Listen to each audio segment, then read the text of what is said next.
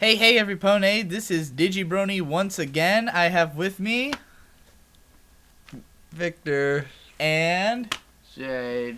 these are my brothers, and we all went to Bronycon, of course. It's been over a week since we got back, but we're finally finishing up this goddamn series of videos where we recap everything that happened.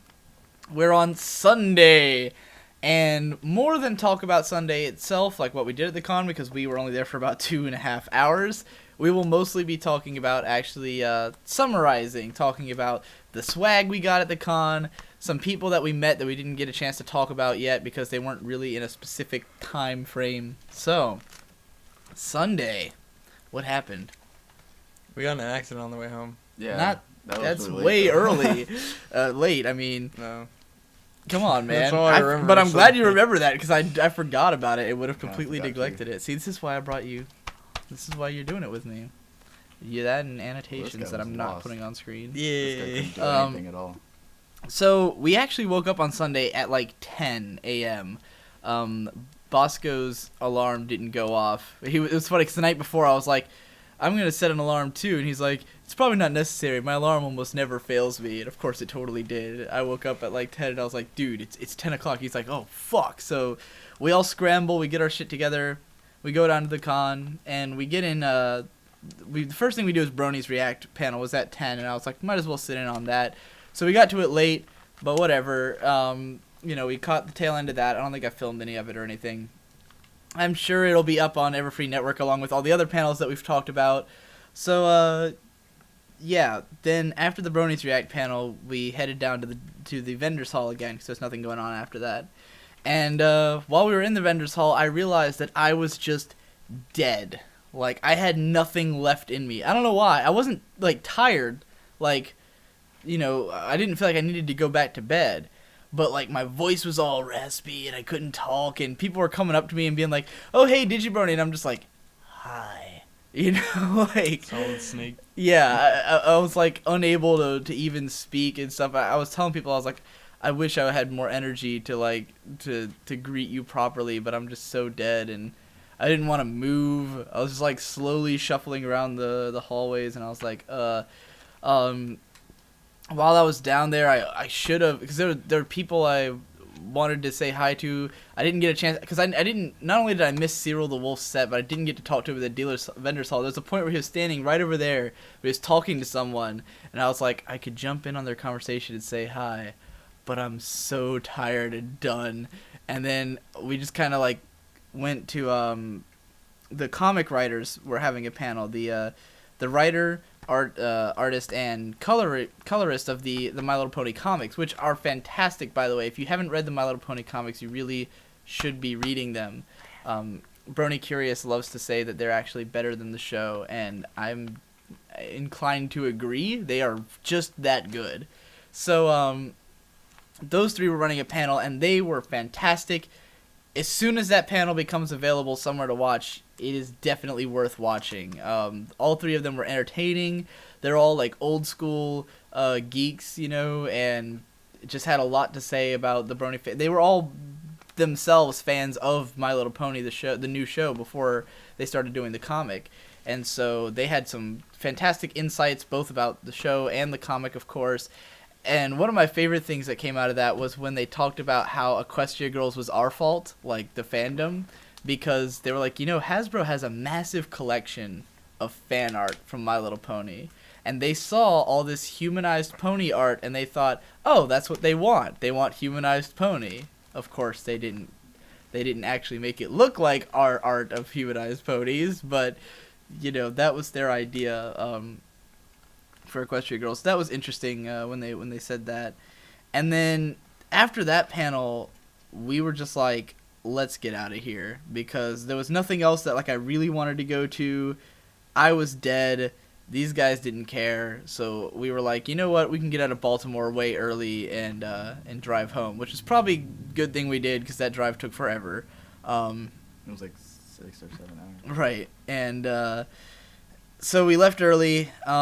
There's some. I'll roll the clips of me saying goodbye to our group. We had Pasta, Jay, and Bosco with us, and so said goodbye to them. And then we were leaving. but then I got a text from Slider from Celestia Radio, and he was like, "Oh yeah, I've still got that absinthe for you." And I was like, "Dude, we were literally like about to walk through the front door of the con." I was like, "You better tell me where you're at." So he's like, "Yeah, I'm down in the vendors hall." So we go down there, we meet Cider.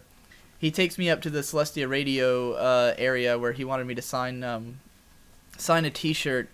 And he was like, "All right, I'll take you back to my hotel room and you can try absinthe." So literally, we just go up to his hotel room just so he could give me a shot of absinthe. And it was the worst thing ever. It wrecked my shit. I didn't even get, like, buzzed or anything off of it. I just was in pain. Absinthe is an extremely strong alcohol, by the way, if you weren't aware. It's one of the most powerful, potent forms of alcohol. And he had brought it from Australia. And it just, like, lit my whole fucking throat ablaze, and I just wanted to die really badly after drinking that. I think I had to drink like 3 cups of water just to calm down. And so we were leaving there, and it was funny because he had said that he really wanted to get some absinthe to Andy Price, the writer of the comic. Like, he was one of his big goals at Bronycon was to get him to drink with him. And we actually get into the elevator, and the 3 comic writers get on the elevator with us. And I was like, "Dude, that's Andy Price right there. Ask him right now." So he did ask him. Unfortunately, he never was able to get a hold of him to get a drink, but he's going to send him a bottle of absinthe anyway from Australia just as like a goodwill thing, I guess. So after that, we took off. I slept most of the drive home. We stopped at McDonald's, but interesting fact, Victor, you want to tell the story of what happened to us on the way home from Baltimore? We got hit by a car in a 5-car pile up. A 5-car pile up. Pile up because they weren't like piled. The first 2 were piled. Yeah. The first 2 were definitely. We were Act 4 in a 5-car pile up. We stopped really close to the car in front of us. And we're like, "Phew! She just owned from fucking behind." Yeah. Our car took almost no damage though. Yes. Your car, barely scratched. Your car was barely scratched. The car in front of us wasn't even dinged. But the car that started the pile up 4 cars back was just fucking demolished. You can put pictures of that up. So we had to sit on the side of the road for an hour waiting for the police to sort that shit out. That was fun.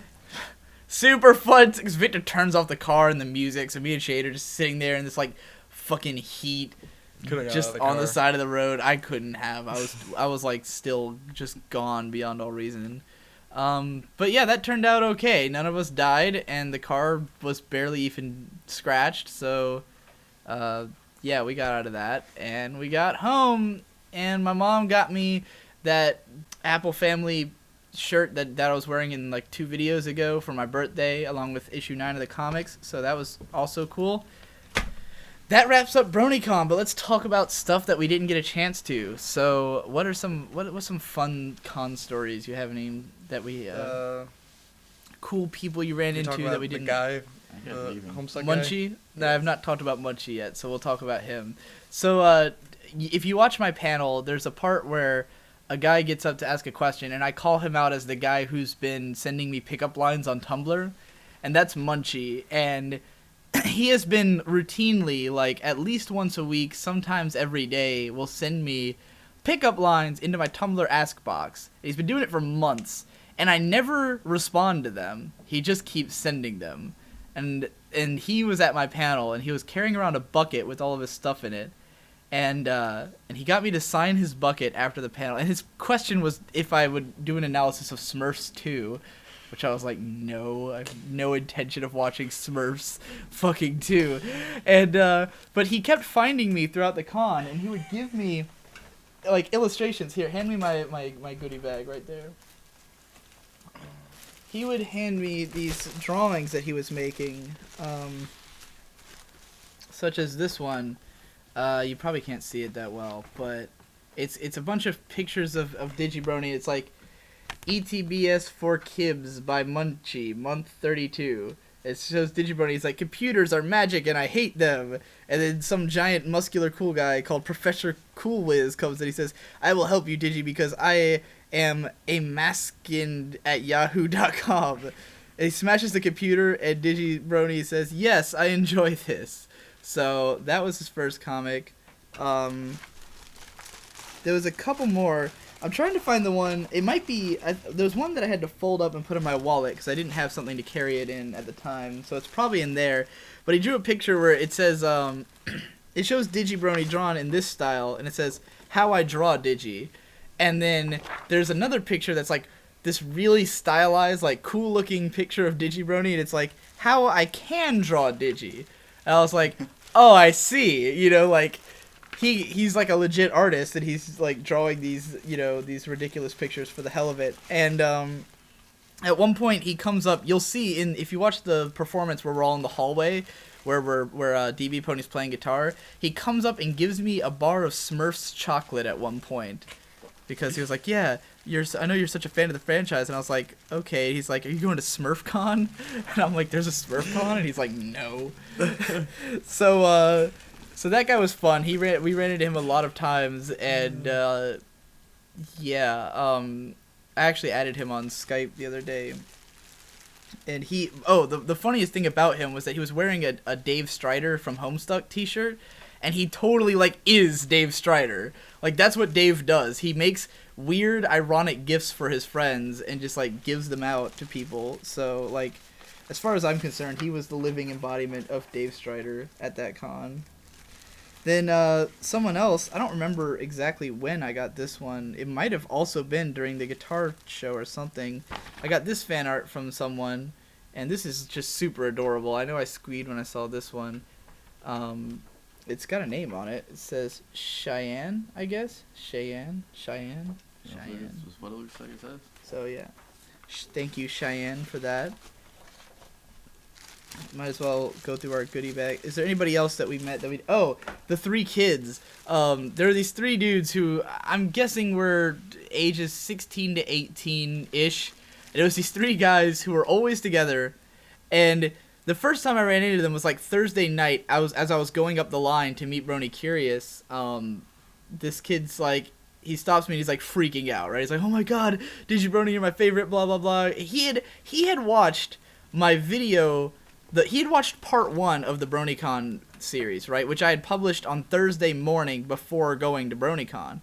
That video was still uploading when we left the house to go to Bronycon, and this kid had already watched it. And I was like, how is that even possible? It's an hour-long video posted like 3 hours ago. How were you even able?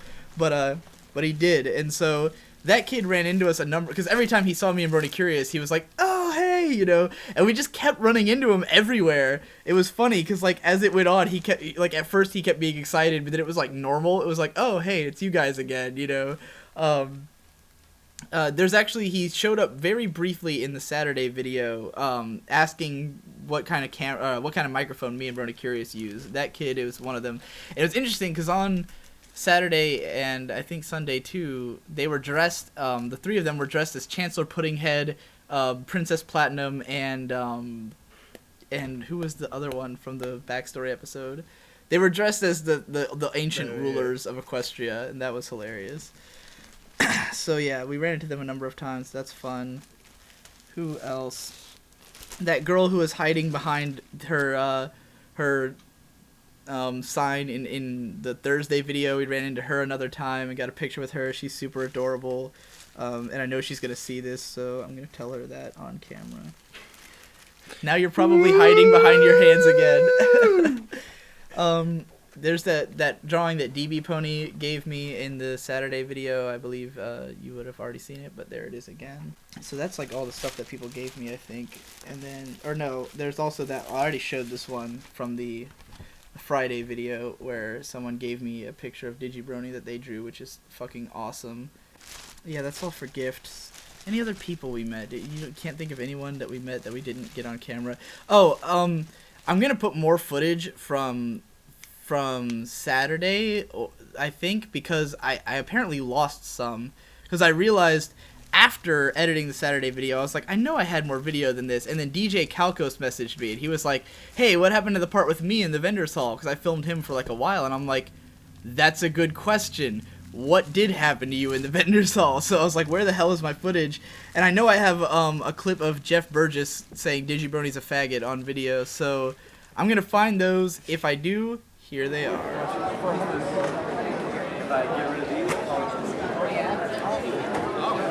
When is this? November 7th. It's What's up, Jeff? Hey, how you doing? Digi, what's up? What's up, Calcos? I didn't even notice you were standing right there. Because you're blind. Jeff, yesterday when you were singing with Ailey Monty, and you were like, behind every story, there's a bigger plot. There's a greater plot. A greater plot, and I was just like, greater plot. Oh yeah. Yeah, I hate that song. I was gonna walk up to you just to say that, but unfortunately I left the room too early. Oh, by the way, you're in my video now. Yeah. Say hi. Is this gonna be one of those videos where it's like at an awkwardly high angle of people looking slightly off the camera to see your face, and they've got that face like, ooh, I wasn't aware I was gonna be filmed until just now? Yes. All right, It so is that'll be the exactly intro. that. Yeah. Yeah. Say hi, Calcos. Hello, Internet. Say Digi like 50 times. Digi. Come here. No, Digi. with increasing desperation. Digi, we need to go to Ponyville. Digi, come on. We gotta go this way. Digi, I need to show you this. Digi, you better up. paint that fence Stop or you're singing. fired. Anyway, I also almost yelled, I love you, Digibrony's Hackamore, a but... faggot. Louder. Digibrony is a faggot. You heard it from the horse's mouth, which is why we're going to put a Hackamore over that mouth. Hackamores don't have bits. What a Hackamore is the thing you put over the muzzle, right? Yes, but without a bit. Just being a bit, Ah, none of that. None of that shit. I see. Anyway, later.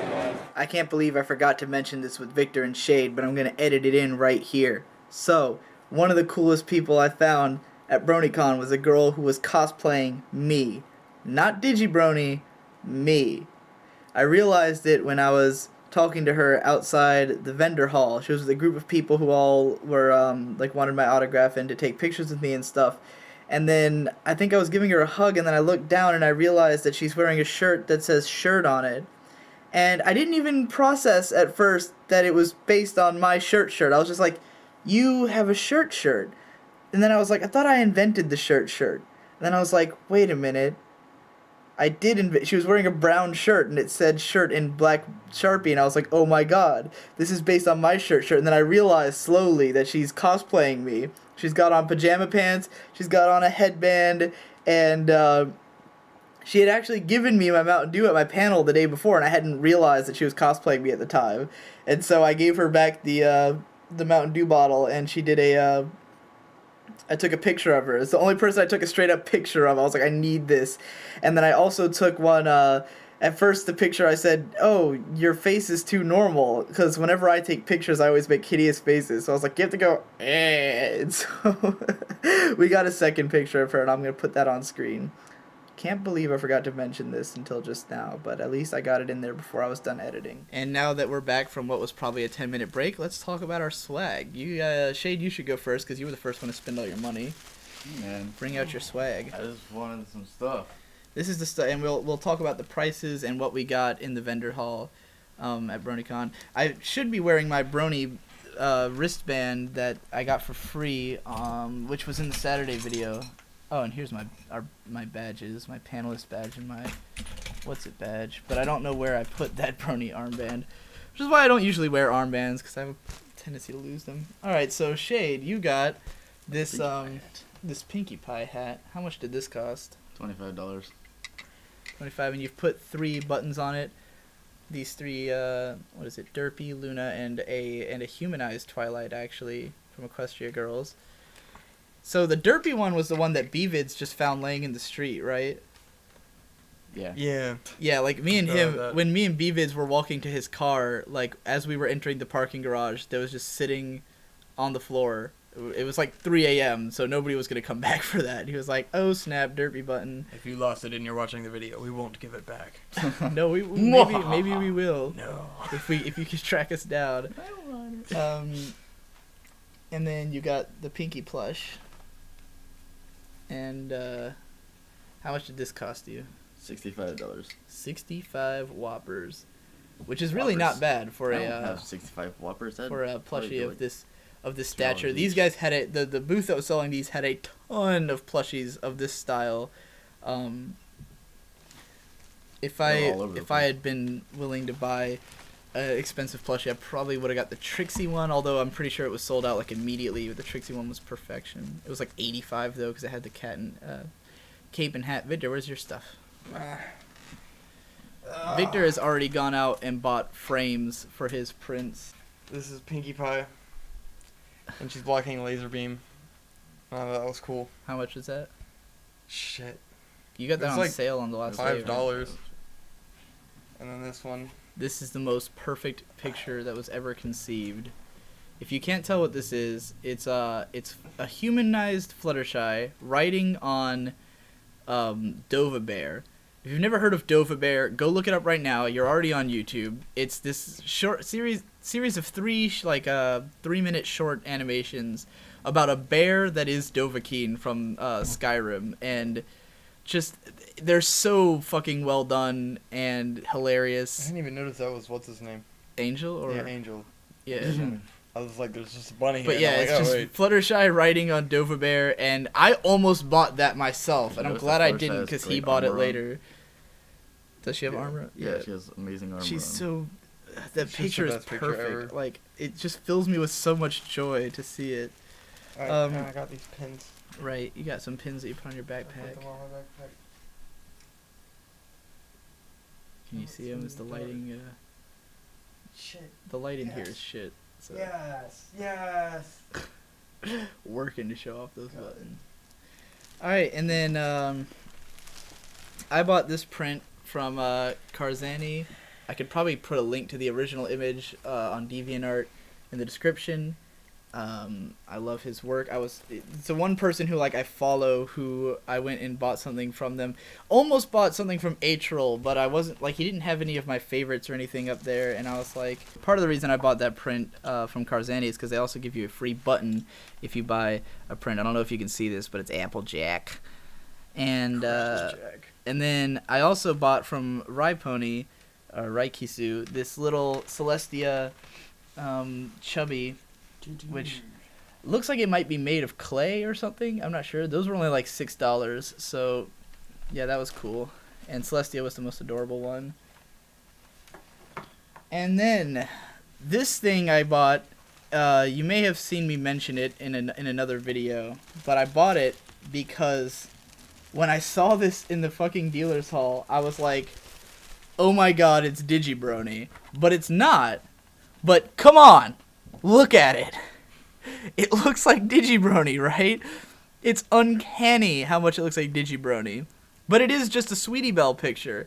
It's just that the artist drew her with like a sort of masculine jawline, and the hair happens to be shorter than usual for Sweetie Belle, so it looks exactly like Digibrony. There were even people telling me that they had seen it down there and thought it was meant to be Digibrony. And I know it wasn't because I indicated when I asked for it, I just said, I want that one. And she was like, which one? And I was like, that one. She's like, oh, Sweetie Belle? And I was like, oh, yeah, it is Sweetie Belle. So I had to confirm. But yeah, just the resemblance was too strong. And it's a great piece as well. But just the fact that it looked so much like Digibrony. And I love Sweetie Belle anyways, obviously, since I asked for Digibrony to be designed after Sweetie Belle. So, yeah, that was like a must-buy for me. So that's my swag. I think that's it. Anything we're not... Oh, right, I wanted to talk about Bronycon disappointments. Was there anything you wished you got to do that you didn't get to do? I didn't know that anything that was going to be at Bronycon. You didn't know anything. But is there anything that, like, in retrospect, you regret? I wish I spent more money. I wish I didn't go to that How to Draw Ponies panel. You didn't really miss anything while you were in there, though. I know, but it was bad. Yeah, like, it was funny. Shade went to the How to Draw Ponies, and Brony Curious was like, I'll give him a lesson, like, myself. Like, I can do that. Yeah. That's your only Bronycon regret? Victor, any regrets? Just wish you spent more money? Yeah. I kind of wish the same thing. I wish I had bought more stuff. I went with quite a bit of money, and I didn't... I mean, I only went with $100 of spending money, but I could have pulled more out if I needed to. But I only spent like $40 of the 100 I had. So, yeah, I could have bought more. I was just so unsure, because there was nothing that was like, I need that, you know. But there was plenty of sets that's like, ooh, I could use that. I could have that, you know. But The only thing that I was like, I need that was the Fluttershy on Dofa-Bear picture, which you bought, and the Digibrony lookalike were like the ones that I was like, oh my god. One regret, I missed the epic Pinkie Pie guy, or the hot-blooded Pinkie Pie. Oh right, UC77. Couldn't find him. Yeah, the guy who draws hot-blooded Pinkie Pie had a booth there, and Victor for some reason kept like it was easy to find. One day, no, he was there all 3 days. I went to his booth all 3 days. He sold all of his best stuff the first time. He did sold everything involving Pinkie, because he only had like one print that actually had Pinkie Pie in it. He only had like 10 total pictures with him, and the one with Pinkie Pie was like gone day one. So, but he was there. Josh Vita had a picture of definitely couldn't Rarity find with that. Big O that was that he got all his signatures on. I would have bought that. There was the Fluttershy in Evangelion one, which I was I didn't tempted see to that do. either. And yeah, I didn't see none of the good ones. you can buy his shit online. I think he Yeah, sells that's prints what I'm saying. online. But yeah, so Victor, and I don't think he was even at the booth himself. It was like somebody else was running it, and he was, or at least when I was there. But yeah, so you missed UC77. My biggest regrets about Bronycon. Obviously, I'm sad that I never got to talk to Cyril. I missed his performance. I missed a few other performances. But the one that really beats me up is that I had no idea Cat's Millionaire was at Bronycon. Cat's Millionaire is my second favorite pony musician after So Great and Powerful. The two of them are the only Brony musicians who are like in my top tier of musicians, period. And someone had messaged me before Bronycon saying like, oh hey, if you see Cat Millie, tell her, he said like, tell her I think he said I love her hair and I love the way she says out, because she's Canadian, and it's something like that. And I was like, I don't think Cat Millie is going to be there, so why, like, how am I going to have that opportunity? And I had no idea she's there until after the con, because the specific moments that we happened to not be in the fucking Friday Bronypalooza is during the Rainbow and Rooted set. And Rainbow and Rooted is a whole album. I had no idea who was going to play on that. So, of course, Cat Millie did a live performance of the exclusive Royal Candlelight Wedding playset, which is her song from Rainbow and Rooted, and I had no idea that happened. Didn't even know she was there until Griffin and Jenny were talking about having met her on their Tumblrs, and I was like, oh. So, yeah, didn't get to meet, like, my favorite pony musician, but, whatever. Missed some shows, wish I bought more art, wish I had obviously gone to the writers panel. Can't believe I had no idea that was happening. That was stupid of me. There's other people who have told me that they were at BronyCon and they never got to see me, so I regret in place of all them that they didn't get to see me. I wanted to meet everybody I possibly could. I was hoping everyone... I regret that our panel was in the middle of reg lines and a lot of people didn't get to go to it, so... Yeah, I wish I had met everyone possible. I regret that I was so tired on Sunday that we left 4 hours early. But, yeah, so now let's do some roundup. How much total did you spend on BronyCon between everything? Tickets, travel, everything. What was your total cost for BronyCon? Out of my pockets, like $25. Now, from like gas and food and crap, that was probably a lot. So, the reason I'm bringing this up is that I was going to originally tally up like a price, like how much does it cost, stuff like that. Because this podcast series was meant to give you the full experience, so you should think, well, how much was it out of your wallet? Now, of course, most people probably have to fly or do some kind of extensive traveling to get to BronyCon. We drove from my house. It's only a 4.5 hour drive. So even though we had gas costs, they were nowhere near extreme. We probably had to fill up twice for the whole trip, right? Once before we left, once before we came back. So less than 100 on, not less than even 80 on gas, I'm sure. More than 80. More than 80? Yeah. It's Really? like $50 to fill a tank, dude. Whatever. So we probably spent 100 on gas, but that was money that pretty much would have been spent anyway. You would have had to fill your gas tank either way, at least for going up there, because we were on E when we started the trip. So yeah, the gas cost was probably about $100, but that was on Dad's card, and I paid some of that off because basically before Bronycon, my dad gave me $100 for spending money because it was my birthday like coming up. So he's like, here, you can have $100 for birthday money. And so anything I didn't spend at Bronycon, I gave back to him. And I also got $20 from someone at the panel at me and Brody Curious's panel. Someone came and gave each of us $20. So I probably gave my dad back like almost $80 just for food and gas and parking costs, just to help with those. So parking would have been, it was almost $60 total for parking, because we left our car in a garage for 3 days and they charge you by the night. So 60 on parking, about 100 on gas. We'll say that we probably spent a lot on food. We probably spent like $50 total on food because we went to restaurants. Ordinarily, what we had planned was we were like, we're just going to eat at 7-Eleven the whole time. Because if you eat at 7-Eleven the whole time, it's like $2 hot dogs that you can eat, you know, continually for 3 days. But we kept hanging out in groups of people and going to, you know, to restaurants. But we didn't, well, you and Shade had to pay for Five Guys, but I didn't because Josh Vita covered me for that because that was the whole idea, was that he was taking us out. We went to a restaurant on the first night, which was like, you know, restaurant rates, so probably like $8 for our food or something. We went to Subway, we went to Jimmy John's, so yeah, we spent more on food than we ordinarily would at a convention, but most of it was on his dime, and I paid most of it back to Dad's or him. So yeah, not a lot total.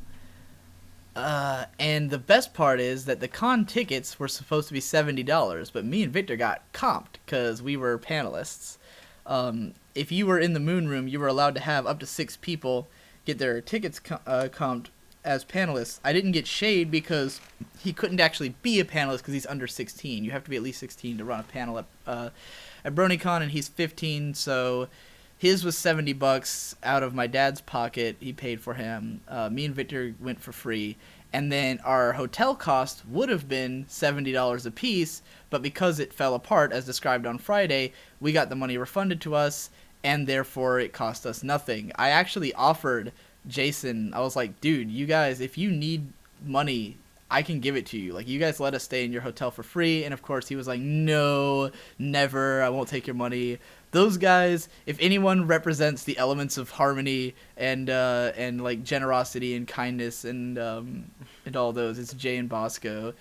Those guys are incredibly self-sacrificing dudes, so they represent the good in the community, even though they probably spent quite a bit on BronyCon, and I ultimately spent nothing, so I feel kind of bad. But yeah, my total cost for the con, $0. If you consider that I just gave Dad back, you know, the money that he had given me or whatever for birthday money. So from out of my pocket, I paid nothing for BronyCon. Fun times. I thought I was giving you guys the ordinary BronyCon experience, but couldn't be farther from the truth. I gave you a weird celebrity version of it.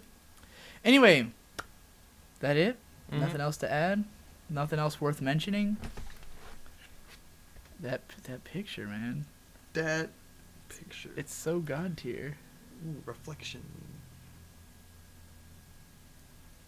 Annotation! You guys are goofballs. Alright, that'll do. No more BronyCon videos. I can get on with my life now.